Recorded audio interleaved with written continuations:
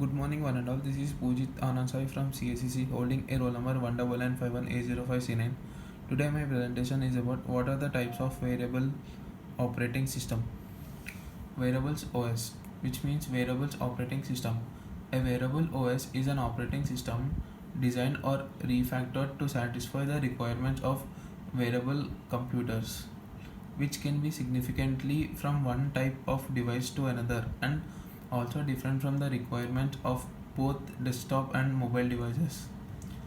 Wearable computers include smartwatches, smart rings, embedded clothing, fitness and health monitors in various form factors, and headsets such as Google Glass and Microsoft HoloLens. In addition to multiplicity of devices and the diversity of their physical sizes, there are two main operational modes. Some wearable devices operate in standalone mode, while others use a wireless connection to an internet connected device, typically a smartphone. Most smartwatches, for example, connect to the user's smartphone to enable their web interface. In that case, the wearable OS is essentially a mobile operating system adapted to allow the watch to serve as a user interface.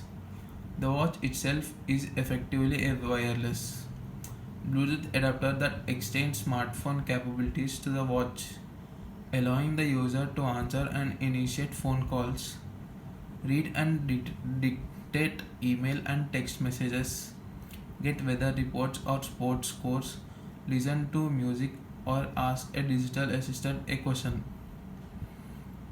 A standalone smartwatch, on the other hand, is typically directed to a particular purpose, such as GPS navigation or healthcare related data monitoring, recording, and transmitting. Wearable tech, in its many shapes and forms, changes human machine interaction. The technology squeezes cutting edge features like voice activation, biometrics, and gesture controls into devices streamlined to fit the human body, but the hardware and aesthetics don't enable wearables. It's the operating system OS. The OS provides every silent feature of all smartphones, watches, and gloves. It should shock readers that wearable everything suffers from serious hardware issues.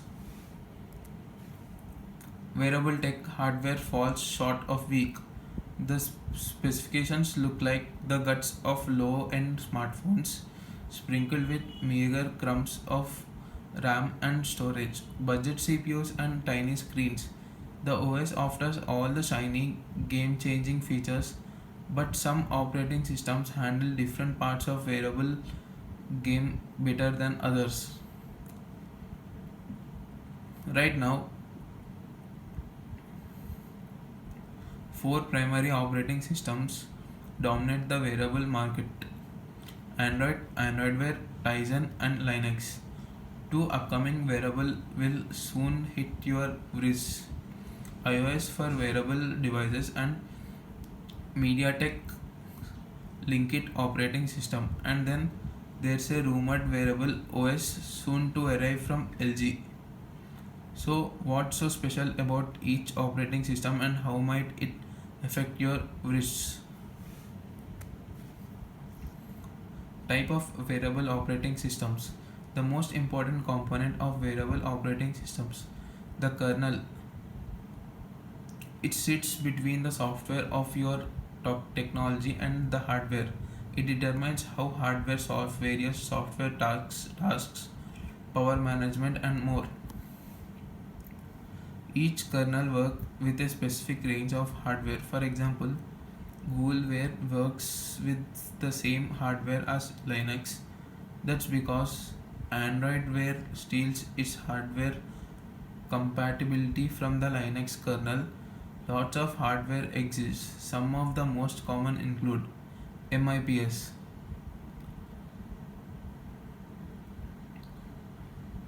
MIPS, microprocessor without interlocked pipeline stages. are both its own instruction set and serious series of processors. Imagination Technologies purchased the right to MIPs and has since developed it into the Warrior 64-bit processor in systems employing Java such as Android.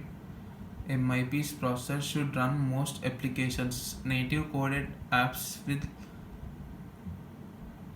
likely not work with MIPS chipsets. The latest MIPS CPU appears to compete and par with ARM derived designs. MIPS would actually make for a highly efficient wearable platform since it includes provisioning for powerful for mobile at least graphics, 64-bit support and anorexic power consumption. ARM Cortex M, another RISC based processor. What's RISC? The Cortex M series offers an ultra low power chipset for low end wearables. Recent advances by ARM Holdings resulted in M7 series, which offers both good performances and very low power consumption. MediaTek's Astra platform is actually based on Cortex M architecture. ARM Cortex A. The Cortex A series tends to focus graphics and CPU power compared to the Cortex M. As a wearable platform, Cortex A tends to be over proficient despite its obvious mismatch. Manufacturers continue churning out low battery life wearables equipped with Cortex A x86. Intel's x86 platform, unlike the others RISC based processors, hinges on what's called the x86 instruction set.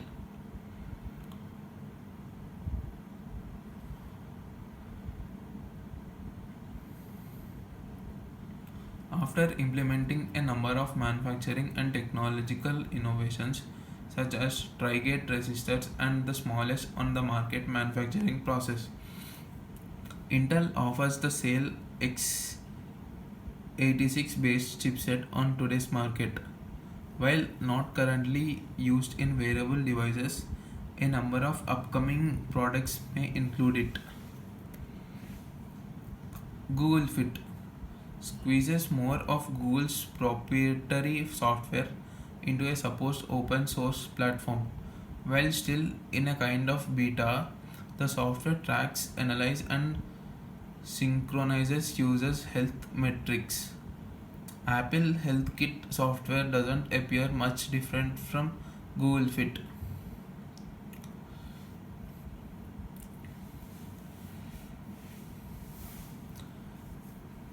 Price $19.92 $50 or more.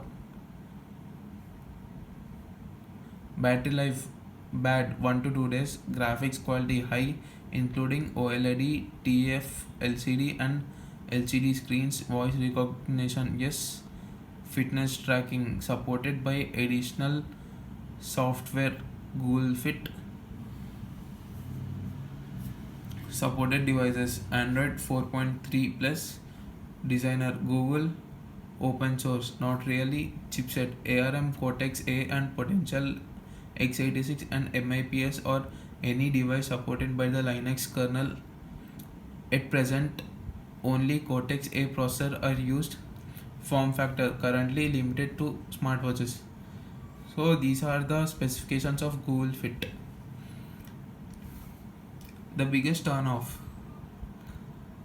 Android Wear offers only superficial amount of open source code. The most useful code within Android Wear. Google Now remains closed source. Also, Wear's battery life sucks. Roten X. The biggest turn on. Google's Now voice recognition feature can activate from the wrist. No touching required, and you get access to a Lot of Android Wear apps. Samsung's Tizen.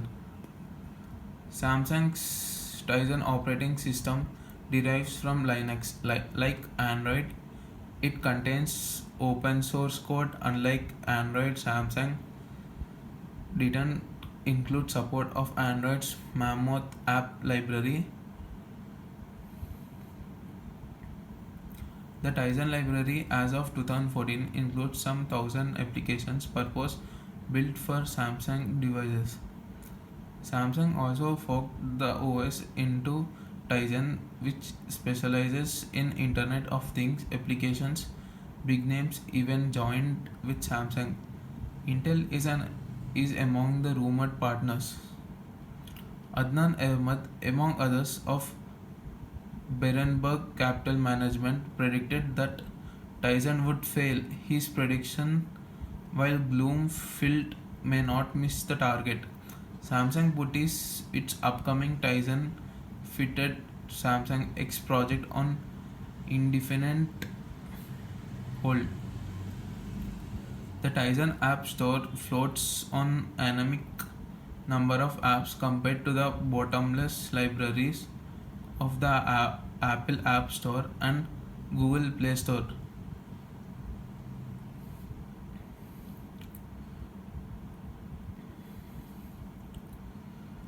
Tizen undergets several of Samsung's wearable devices, the Samsung Gear S, the Samsung Gear 2, and the Samsung Gear 2 Neo. Android Wear and Android make up the remaining devices in Samsung's inventory.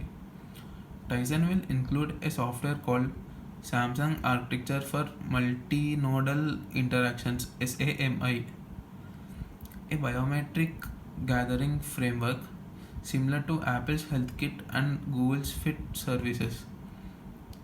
Samsung also offers as a host of health and fitness tracking apps for their wearables, many of which cause software bloat on mobile devices.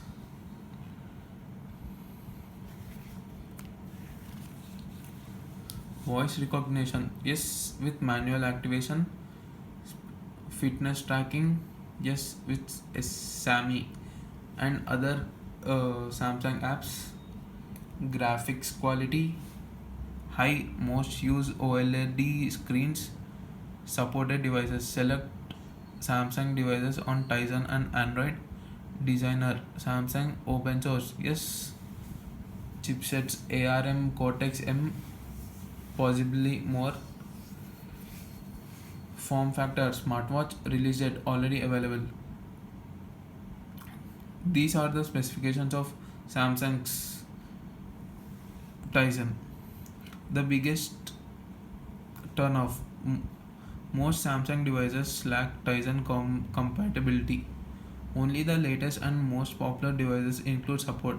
Thus, all of those with budget or lesser known Samsung devices are locked out of the Tizen ecosystem.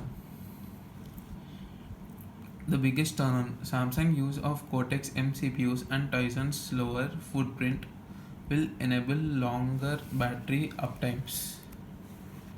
Conclusion, the operating system's position for marketing dominance, Android Wear and Apple Watch OS, Tizen's won't last long. Given its lack of apps, Linkit may dominate the lowest end of products, but not in Western markets. Linux code continues to get stolen.